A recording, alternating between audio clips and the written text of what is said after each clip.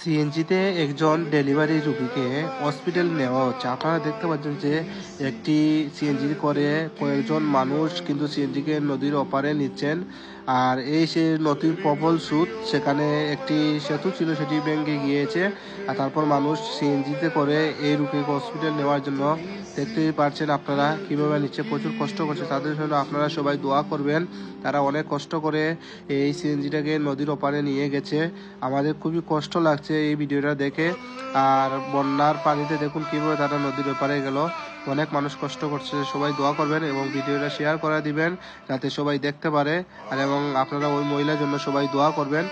আর যারা নিচ্ছেন তারা খুবই মাশাআল্লাহ, আল্লাহ তাআলা অনেক বুদ্ধি দিয়েছেন। খুব সুন্দরভাবে তারা সিএনজিটিকে এভাবে কাঁধে করে বাসের মধ্যে বোর দিয়ে তারা নিয়ে গেছে। আর আপনারা দেখুন বন্যার পানি কত উঁচুতে উঠে গেছে এবং সব কিছু ভেঙে নিয়ে গেছে।